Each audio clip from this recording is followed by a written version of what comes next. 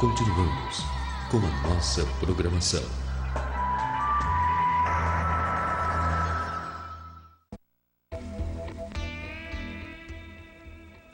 ...190 quilômetros a noroeste de Las Vegas, Nevada.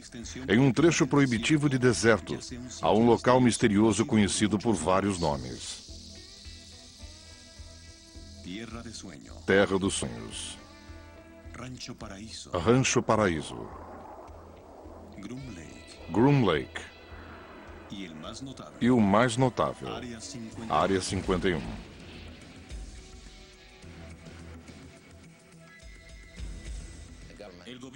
O governo não quer reconhecer que há uma base lá. Mas eu já estive lá. Há uma pista, há prédios. É uma base extremamente secreta. A América sabe sobre a Área 51. Já é um termo familiar. É aqui que o trabalho mais secreto e importante da nação tem sido feito.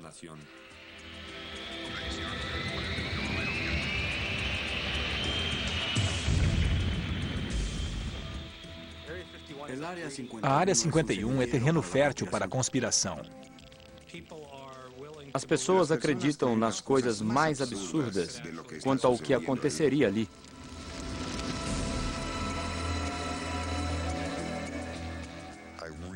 Não acho que o governo poderia ocultar um disco voador que temos desde que eu tinha 1 ano de idade. Não acho mesmo. Há muitos segredos na Área 51. Porém, os mais bem guardados poderiam levar alguns desses oficiais para a prisão.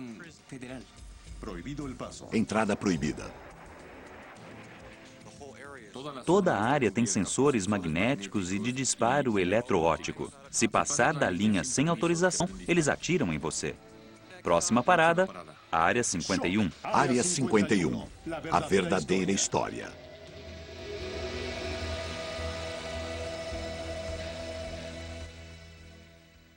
Embora o governo negue sua existência, a Área 51 se tornou parte da cultura popular, inspirando filmes, livros e programas de televisão. Porém, para entender a mística da Área 51, devemos olhar além das alegações extraordinárias e das teorias de conspiração. Esta é a área de pesquisa em Yucca Flat, Nevada. Uma época em que os Estados Unidos sofriam a paranoia da Guerra Fria. 3, 2, 1, 0. Uma época em que a Área 51 literalmente surgiu no deserto de Nevada, uma das diversas áreas de testes atômicos. O local em que fica a base aérea, chamada Área 51, foi no início dos anos 50, tomado pela Comissão de Energia Atômica, que é hoje o DOE, Departamento de Energia. Essas pessoas são responsáveis pelas armas nucleares do país. Precisavam de um lugar para testá-las.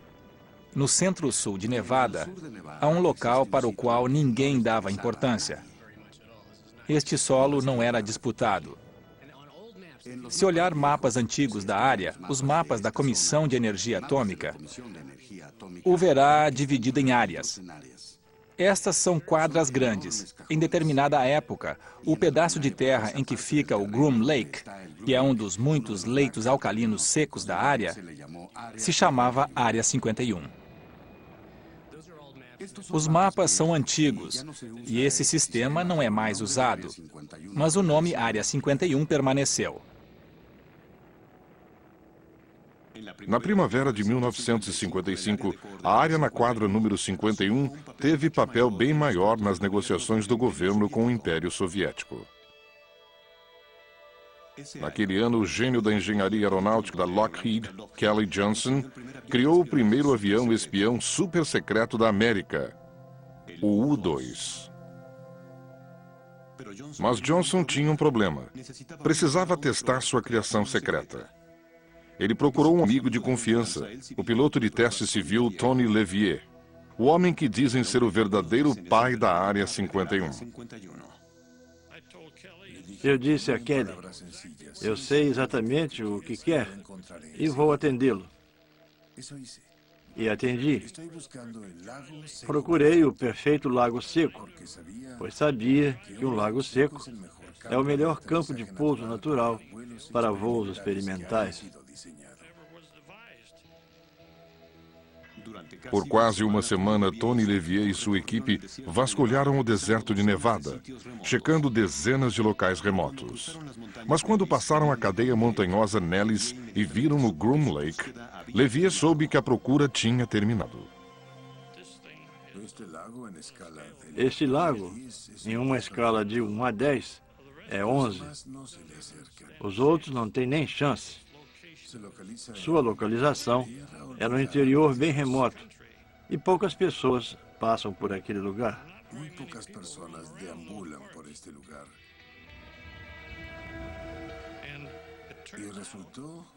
Por fim, a CIA, a uns 50 ou 60 quilômetros de nós, tinha toda a estrutura e o equipamento para isso.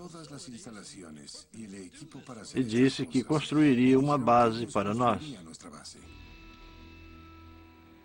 Com isso, a Área 51 tornou-se a instalação militar mais confidencial do governo. Em poucas semanas, Tony Levier se viu ao controle do rebento da Guerra Fria de Kelly Johnson, o avião espião U-2.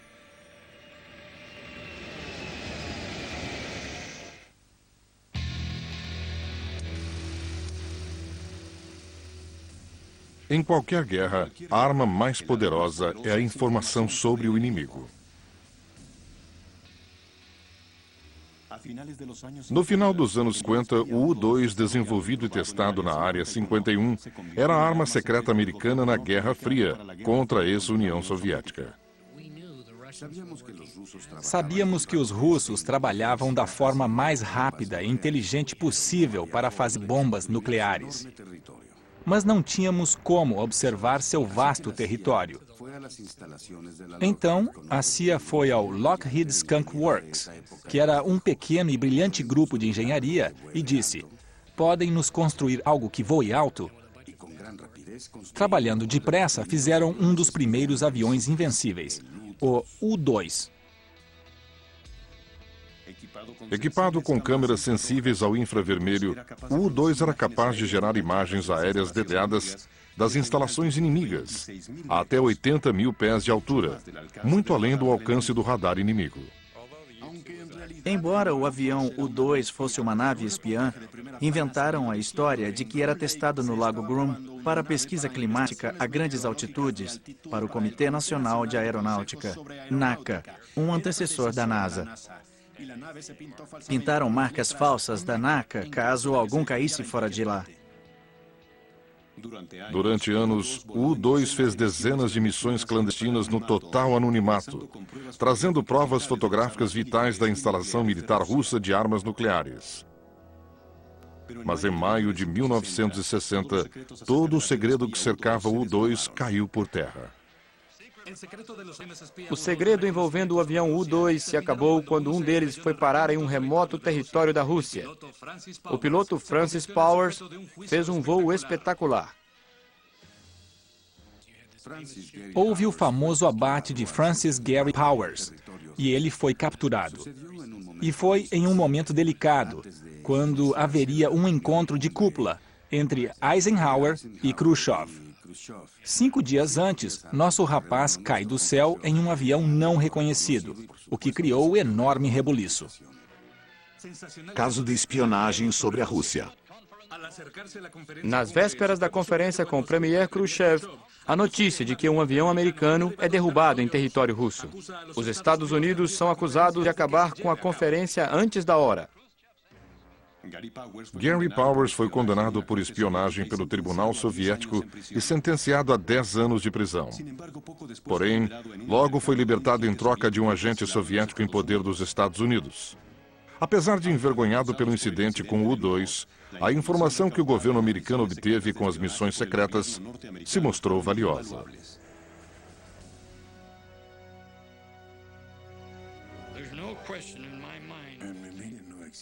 Não tenho dúvidas de que a informação que obtiveram sobre a Rússia evitou uma terceira guerra mundial.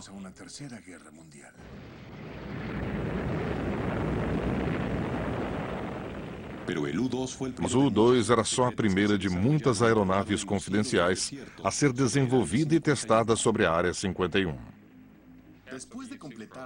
Quando o programa do U-2 terminou, usaram as instalações em Groom Lake para testar o A-12, capaz de voar acima de Mach 3, a mais de 80 mil pés.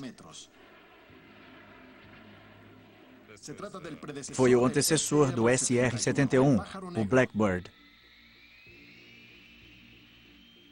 Ainda em uso hoje, o Blackbird forçou os limites da tecnologia aerodinâmica supersônica.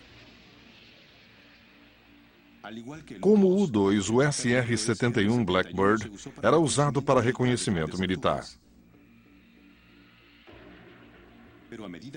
Mas com o avanço da tecnologia do inimigo, até essa aeronave sofisticada ficou vulnerável e os projetos clandestinos da Área 51 tomaram um novo rumo surpreendente.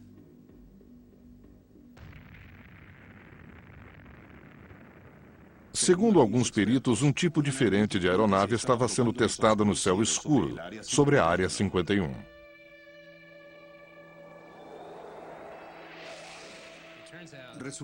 Vários de nossos agentes conseguiram obter aparelhagem militar russa, ou seja, caças MiG, sistemas de defesa por radar e muito mais.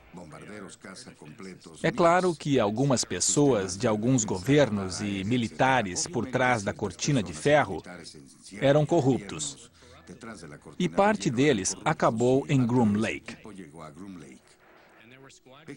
Havia esquadrões dos chamados Boinas Vermelhas, pilotos americanos de MiG. Apossar-se da arma do inimigo e destruí-la é muito útil. É um grande golpe e foi algo importante em Groom Lake. Era um segredo muito bem guardado.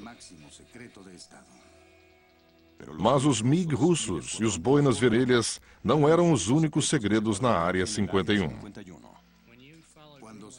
Acompanhando Groom Lake nos anos 70, entramos na era do stealth. Foi quando aviões Have Blue foram desenvolvidos e testados lá. São chamados de demonstradores de tecnologia. Descobrimos ser possível manipular reflexos de radar com essas superfícies planas. Parece um anel de diamante. Mas será que voa? Era melhor construir um e testá-lo antes de encomendar um monte deles. Os Have Blue, que são feitos à mão e são pequenos, provam que pode-se fazer objetos aerodinâmicos e controláveis extremamente difíceis de o radar captar. Ao mesmo tempo, surgiu outro programa esquisito e que se tornou público, chamado Tacit Blue. Era um aparelho muito feio. Parecia um cruzamento entre um pão francês e uma pá de neve. Eles estavam tentando entender contornos mistos, indo além dos formatos planos do stealth e suavizando-os, como a lataria de um carro com curvas arredondadas. Dos projetos Have Blue e Tacit Blue, surgiu a tecnologia para a aeronave mais confidencial da América até hoje.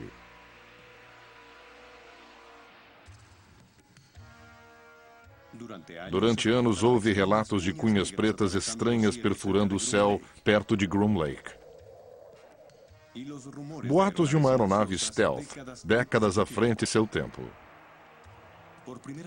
Parece que os boatos sobre a Área 51 se mostraram mais fato que ficção, quando em 1988 o exército americano revelou o B-2 bombardeiro Stealth e o caça F-117. A Força Aérea usa o segredo para proteger a tecnologia avançada. Esperam que, mantendo algo oculto o maior tempo possível, um inimigo em potencial não ganhe vantagem. Deu certo com o programa Stealth. Durante os testes do F-117, todo o trabalho era feito à noite.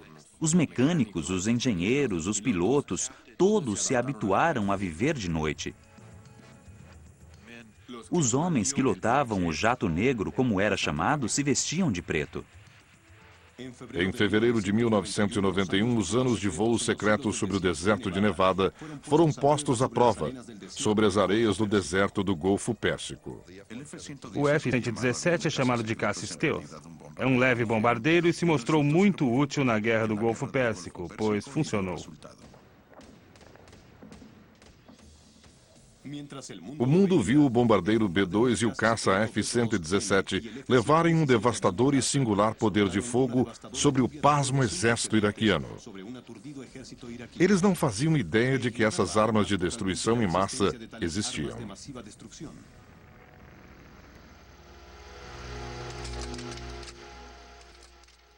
Hoje, os segredos da Área 51 perduram.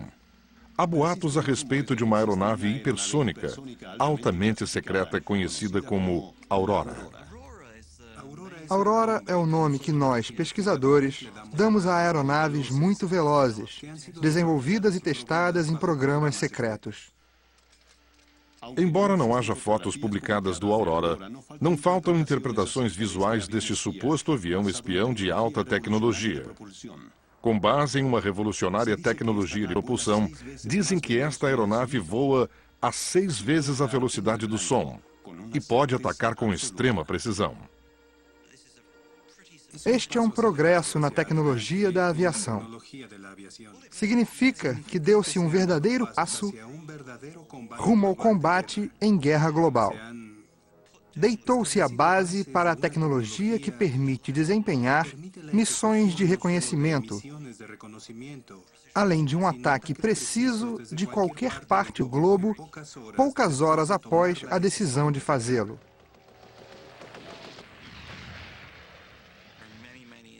E há muitas indicações de que boa parte da pesquisa e do desenvolvimento aconteceu sob orçamento secreto.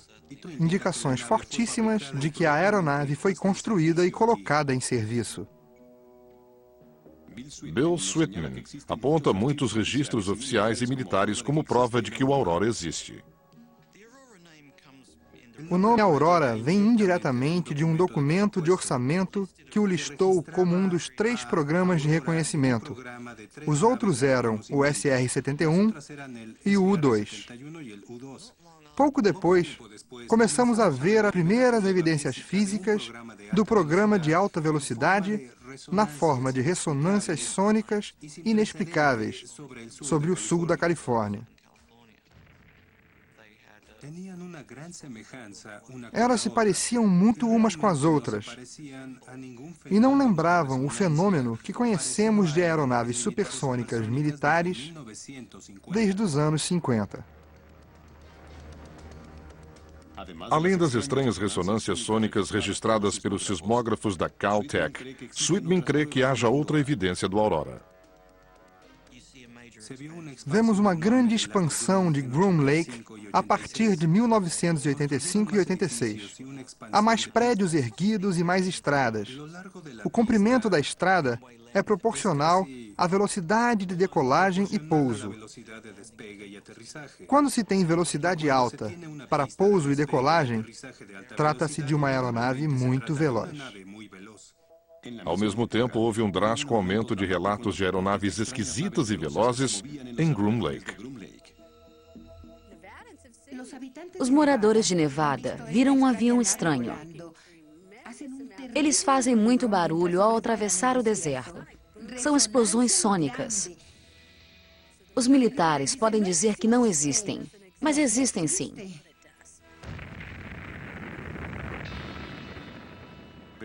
Talvez o mais notável seja o abrupto cancelamento do programa do SR-71 Blackbird pela Força Aérea, uma decisão que deixou os militares sem aeronaves conhecidas de reconhecimento. Quando os Blackbirds foram aposentados, as pessoas perguntaram por quê? Temos o avião mais veloz do mundo, ninguém jamais conseguiu abatê-lo. Dizem que já atiraram nele milhares de vezes, mas nunca o perfuraram. É um avião assustador. Por que o aposentaram? Muitos creem que a única razão para isso tenha sido abrir espaço para um substituto mais avançado. A aurora combinaria perfeitamente com a Área 51, pois são necessários um grande trecho de solo e uma grande base para mantê-la e escondê-la. Para isso serve a Área 51. Mas até hoje a posição do governo é resoluta. Os oficiais insistem em que o Aurora não existe. Posso afirmar que os comitês de apropriação de ambas as casas, o Comitê das Forças Armadas, investigaram o Aurora a fundo, e ele não existe. Quem dera tivéssemos um Aurora, um avião que chegaria a Bagdá em 3 horas. Pode estar na prancheta de alguém, mas no momento não existe. Esta cultura de segredo que cerca a Área 51 levou a um clima em que nada é estranho demais para se acreditar. E os que acreditam transformaram a área em volta da base em um centro de convenções de conspiração. Estamos apresentando Infinito OVNI.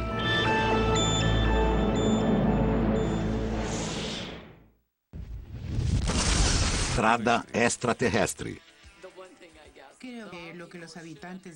O que acho que todos deveriam entender é que Nevada tem a única estrada extraterrestre do mundo.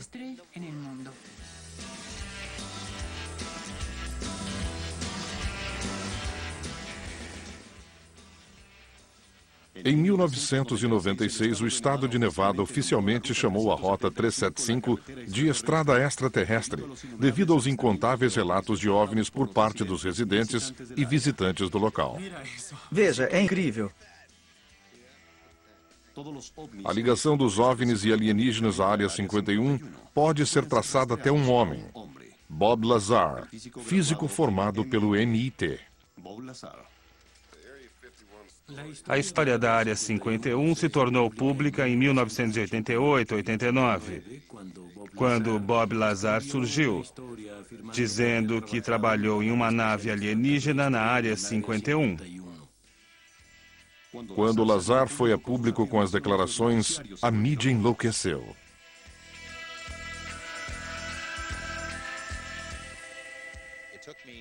Levei 7 ou 8 meses para convencê-lo a sentar comigo para uma entrevista. E ele finalmente me contou a história mais incrível que já ouvi como jornalista. Que ele trabalhou em uma área chamada S4 ao sul de Groom Lake. Que o local foi construído dentro da encosta de uma montanha para ficar disfarçado. Os hangares eram disfarçados para parecerem parte da montanha. Que dentro da montanha havia 9 hangares. E em cada um deles havia algo parecido com um disco voador. Ele viu um voo noturno para um teste. Na base, ele teve acesso a vários documentos indicando que tinham origem alienígena. Era uma história bastante fantástica. Mas as alegações de Bob Lazar não convenceram a todos.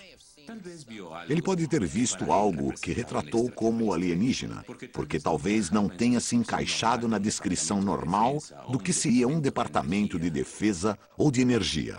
Eu já estive lá. Não existem OVNIs. Não existem alienígenas. Não há nada do tipo. Esta é uma instalação confidencial, mas não desse tipo. A história de Bob Lazar pode deixar alguém esquizofrênico.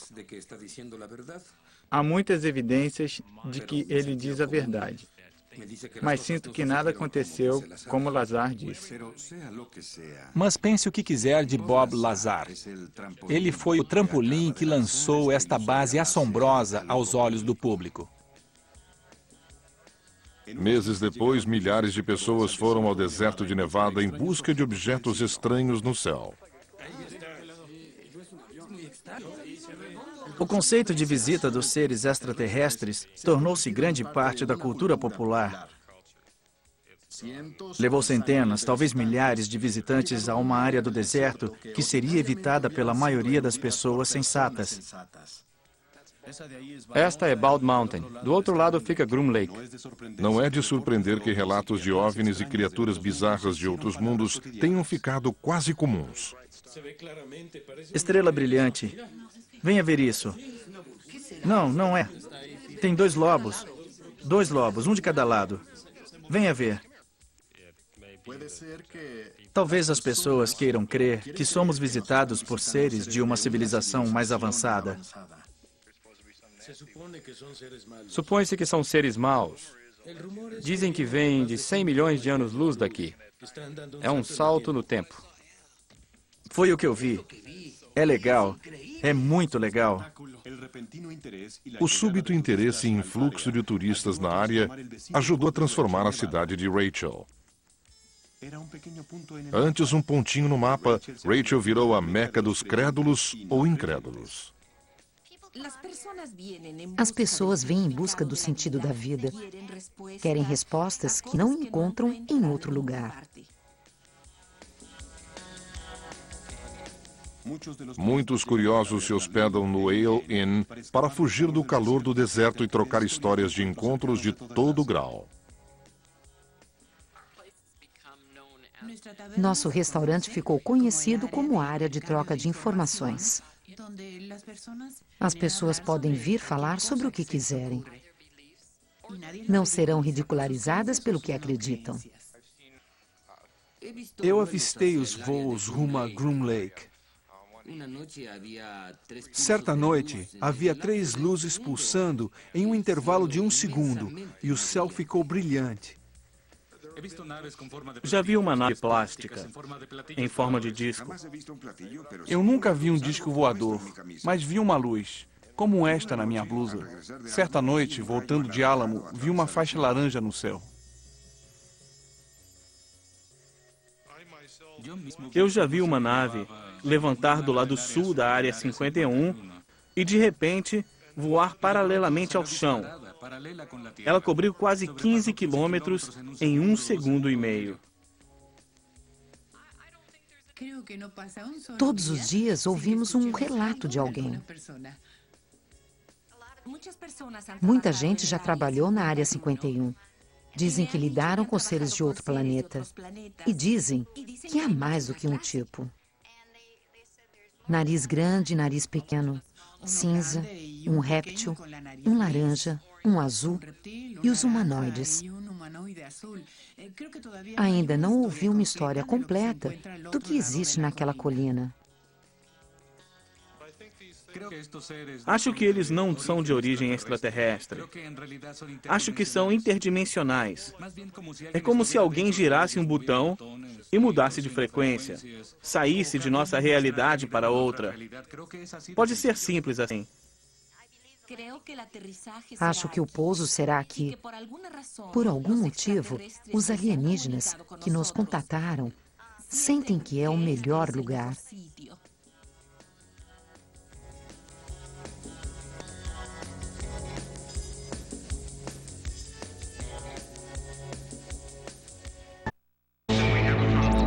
Estamos apresentando Infinito OVNI.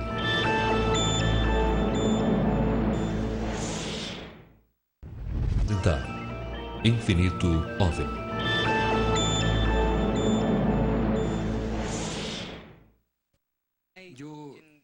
Eu queria pensar que há alienígenas na Área 51, mas não vou acreditar até ver um. É um ótimo tema para um filme.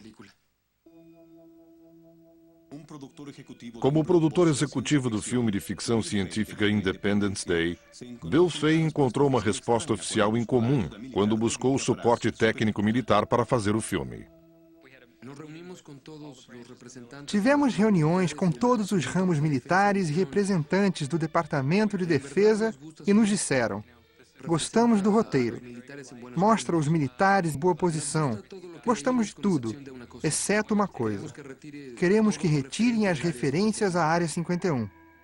Ficamos surpresos. Não soubemos de onde isso partiu.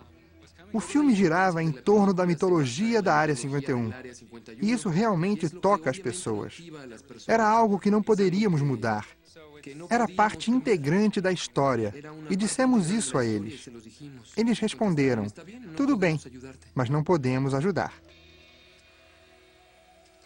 Por que os militares se preocupam tanto com alienígenas e Área 51?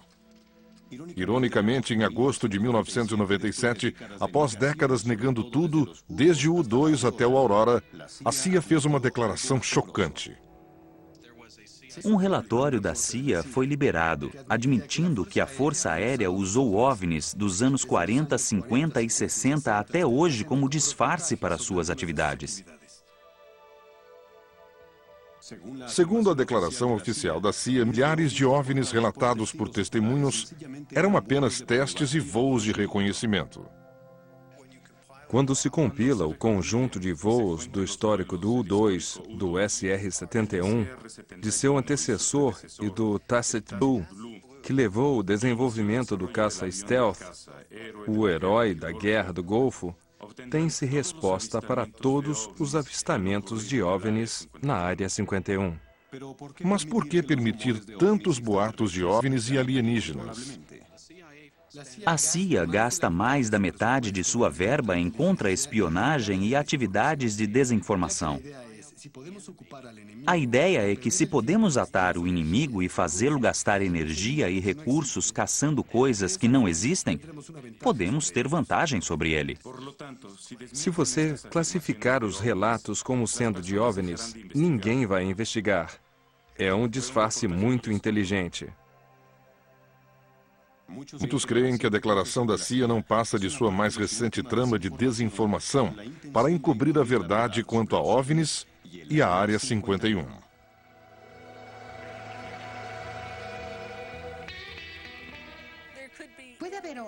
Pode haver alienígenas e pode não haver. A verdade é que há uma grande instalação ali, sem dúvida. Basta olhar na montanha e ver. O que ocorreu na Área 51 foi que, na tentativa de manter o lugar o mais secreto possível, eles o tornaram famoso. Hoje é um nome muito conhecido. Toda essa tensão pôs esta instalação, que já foi insignificante e despretensiosa, no mapa, para quem quiser encontrar. É para onde o governo vai quando quer ficar sozinho, apesar de nossos esforços de investigar e das tentativas de rastrear pessoas que trabalharam lá e viram coisas. Ainda é um lugar secreto. Localizar a instalação secreta parece muito simples. Entrar nela é uma outra história. Não há cerca na área de Groom Lake. Há uma fronteira. Não é bem demarcada, mas definida por estacas especiais. É cercada por montanhas e é muito hostil. Quem vier aqui no verão e não beber alguns litros de água por dia em 2 ou 3 dias, estará morto. Se a mãe natureza não basta para deter o insistente invasor, o sistema de segurança onipresente e de longo alcance consegue. Atrás de mim, agora, há 2 guardas da segurança da base secreta da Área 51. Estão lá em cima nos olhando, vendo tudo o que fazemos. Tem binóculos potentes. Há várias câmeras por controle remoto ao longo desta linha. Toda a área tem sensores magnéticos e sensores eletroóticos. Podem até estar nos ouvindo agora. Naquela área, mesmo em território público, existem sensores de estrada para detectar veículos passando pelos caminhos de terra ao redor da base. Os seguranças sabem quando alguém está se aproximando. Alguns dizem que a tecnologia de segurança é tão avançada que o pessoal da Área 51 pode saber que alguém chega pelo cheiro. Dizem que o perímetro tem sensores sofisticados capazes de distinguir odores emitidos por seres humanos dos de outros animais do deserto.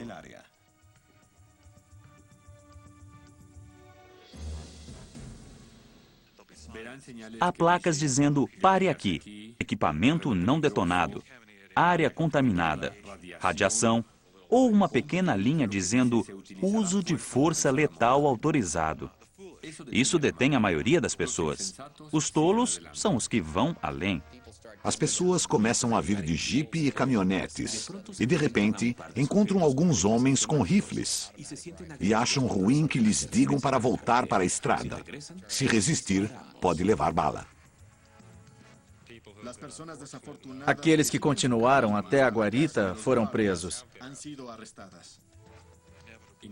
Eles são agarrados e atirados no chão. Pisam em seu pescoço, são amarrados e levados para a cadeia.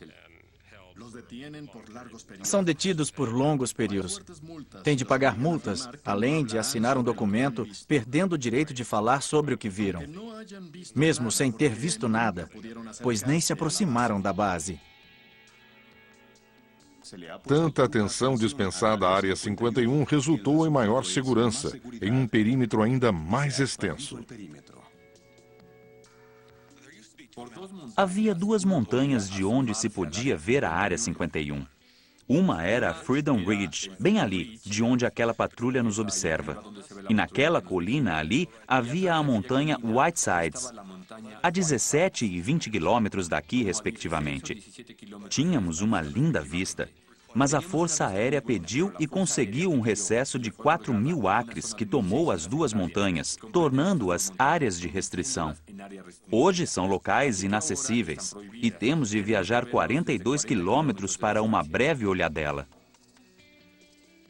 Enquanto milhões de dólares e horas de trabalho são gastos mantendo as pessoas fora da Área 51, o governo também se esforça para fazer gente entrar.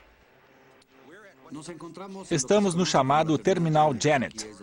É onde a grande maioria dos funcionários do Groom Lake estaciona os carros e pega um voo particular para a Área 51. Localizado no canto noroeste do principal aeroporto comercial de Las Vegas, o Terminal Janet é a entrada de funcionários à Área 51. Há uma frota de Boeing 737. São brancos com uma listra vermelha. Eles carregam pessoas que param o carro em um estacionamento exclusivo e aguardam no pequeno terminal até a hora de ir para lá.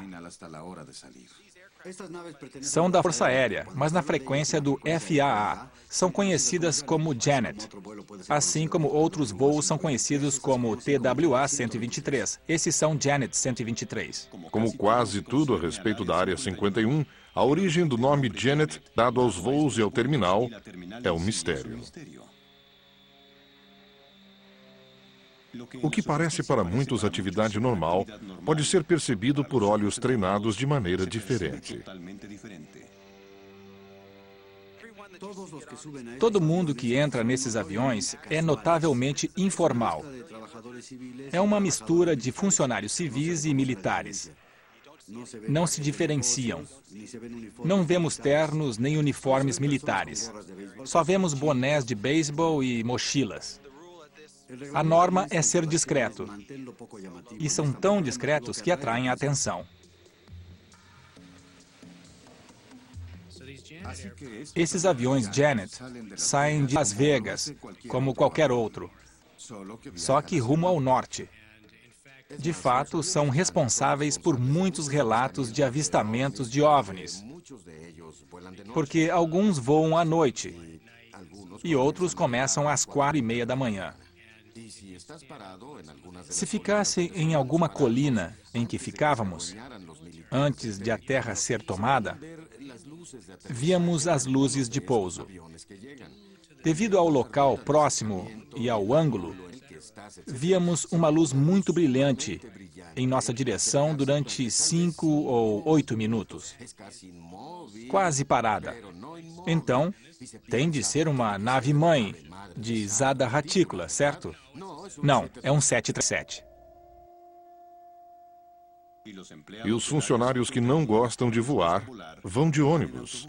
Veículos discretos que se dirigem a Groom Lake diariamente.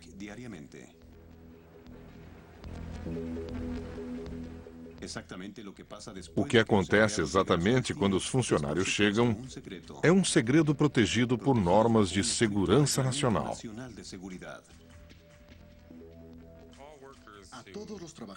Todos os funcionários que vão ao Groom Lake assinam juramento de que jamais revelarão qualquer coisa vista ou ouvida lá e não comentarão o que quer que seja sobre o seu trabalho.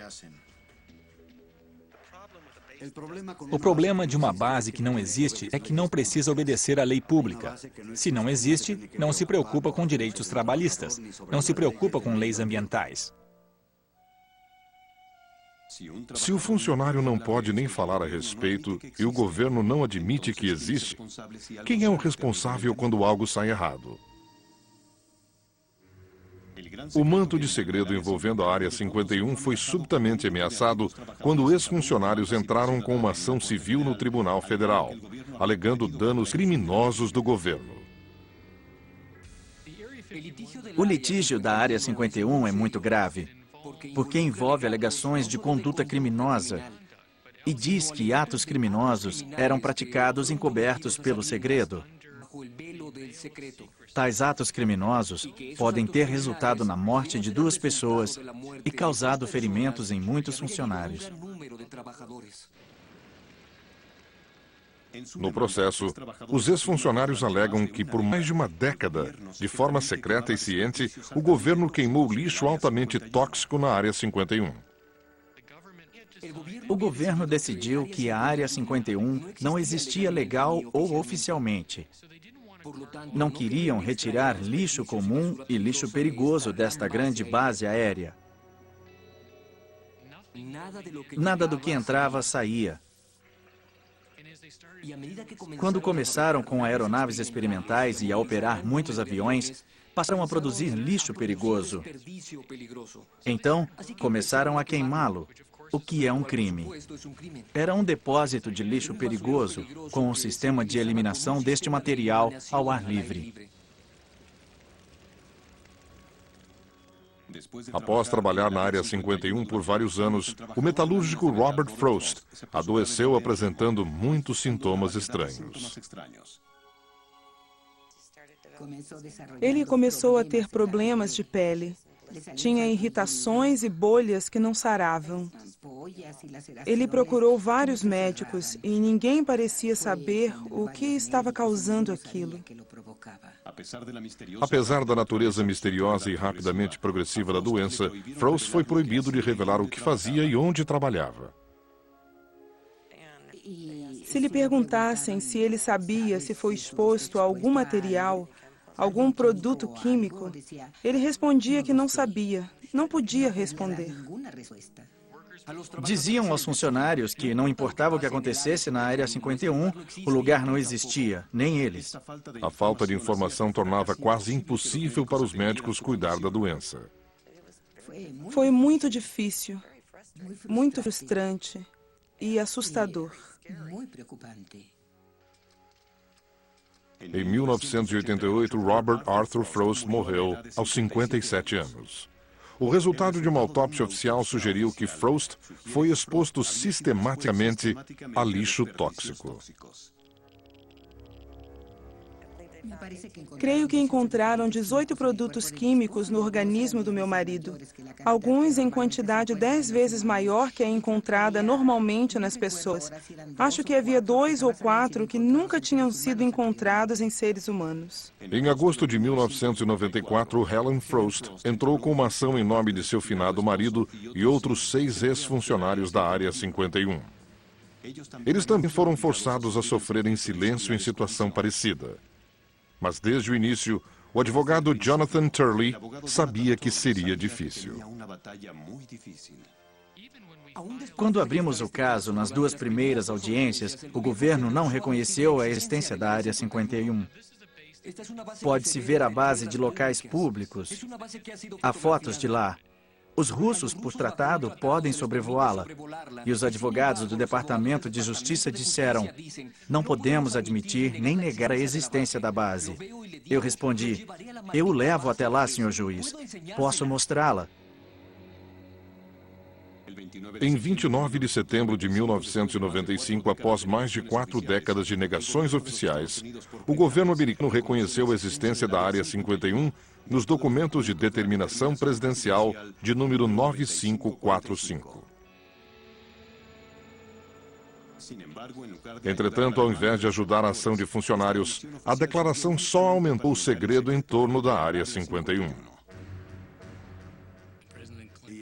O presidente Clinton assinou um deferimento para eles dizendo: vocês não precisam responder a certas perguntas com relação à ação e estão sob a égide da segurança nacional.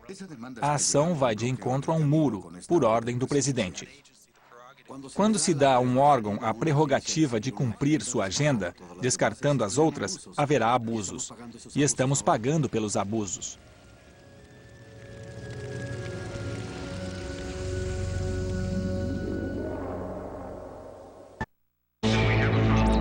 Estamos apresentando Infinito OVNI.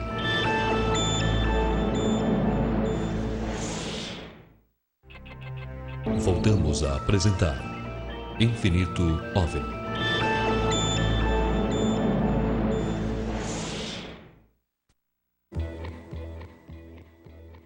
A recente polêmica acerca da Área 51 pode não ser mais discutível. Um artigo escrito por Jim Wilson e publicado na Popular Mechanics chegou a uma surpreendente conclusão. A Área 51 mudou de lugar. A prova da decisão de mudar a Área 51 de lugar é a falta de atividade no local. Os relatos que tínhamos de estranhas luzes no céu começaram a diminuir. O que acontecia lá, claramente, parou de acontecer. Desconfiado da redução de atividade repentina, Wilson decidiu investigar. Foi até a instalação em Groom Lake. Lá encontrou ninguém. Completamente vazia. Segui pela estrada que leva ao leito seco do lago e fui tão longe que cheguei a uma cerca demarcando a área de bombas. Não tinha ninguém. Fui à cidade de Rachel para falar com amigos que me ajudaram em matérias anteriores. Eles não estavam. A partir daí, comecei o trabalho de detetive e fiz perguntas do tipo: para onde levariam uma base? Neste artigo, Wilson diz que os projetos confidenciais, funcionários e equipamentos abrigados em Groom Lake tinham sido transferidos para um complexo de lançamento de mísseis abandonado em Utah e 2 outras instalações militares no Colorado. Segundo Wilson, a mudança se deu por 2 fatores principais. Um deles, contaminação radioativa, resultado de intensos testes nucleares conduzidos durante os anos 40 e 50. Estão descobrindo que, dos testes subterrâneos, muitos materiais vieram à tona por meio da camada de rocha, algo que nunca previram. Houve vezes em que a área teve de ser evacuada por vários dias devido à precipitação radioativa. O local é muito perigoso. Não é seguro conduzir essas operações. O segundo motivo oferecido por Wilson para o abandono da Área 51 é o foco dos projetos militares de alta tecnologia. A Força Aérea dos Estados Unidos subitamente mudou sua missão. Passou de Força Aérea e Espacial para Força Espacial e Aérea. A próxima geração de naves poderá voar no espaço. Para tanto, é preciso uma plataforma diferente de lançamento e de instalações de apoio muito caras de duplicar. Muitas delas já existem nas redondezas de Colorado Springs. Há plataformas de lançamento e uma plataforma de pouso muito segura na base da Força Aérea Michael, que fica no meio de uma área na qual ninguém em sã consciência quer entrar. É onde testam agentes biológicos e de gás asfixiante. A lendária base confidencial foi fechada para sempre. Seus segredos morrerão com ela? Esta última revelação seria apenas outra peça num quebra-cabeça desconjuntado do mito americano da Área 51? Na minha opinião, nunca saberemos o que já aconteceu lá, que dirá o que acontece agora. O governo agiu depressa, vacilou um pouco aqui e ali. De vez em quando, ouve-se, por exemplo, temos uma instalação em Groom Lake, e mais nada. Acho que muito da atenção que cerca a Área 51 seria reduzida se o governo desse um nome à base. Sim, estamos fazendo uns projetos lá e pronto. É a ideia de uma base inexistente, sem nome, que chama a atenção. As pessoas adoram mistérios. Enquanto nos tratarem assim, como se Groom Lake não existisse, a imaginação vai correr solta. Ela está cheia de contos sinistros de alienígenas e sabe-se lá o que mais. Como não se pode provar o que acontece lá, pode-se dizer o que quiser do lugar. John Kennedy tem ligação com ele. Elvis está lá dentro. É um quadro negro para escrever seus sonhos e medos.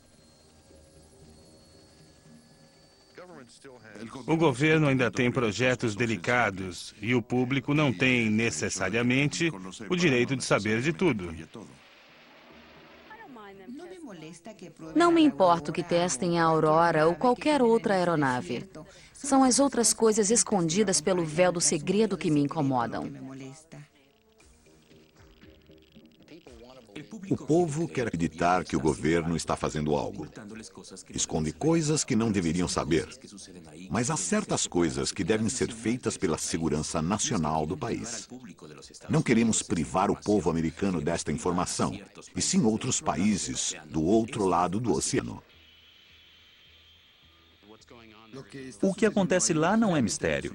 É um trabalho muito avançado que nosso governo, como nação, está fazendo. É uma das poucas instalações no mundo que é o máximo de progresso para o planeta.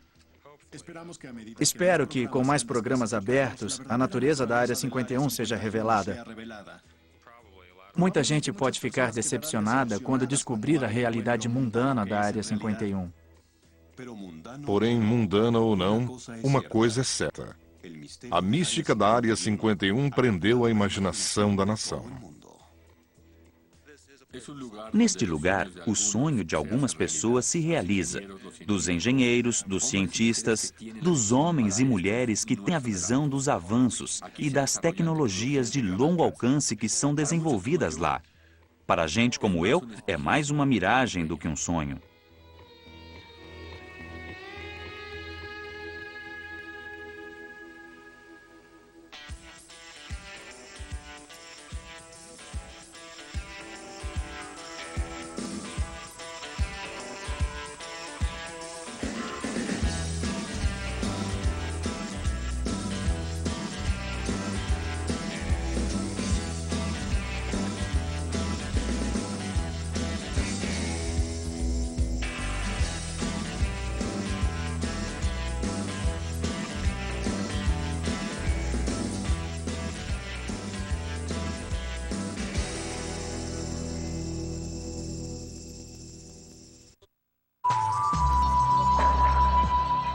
Voltaremos.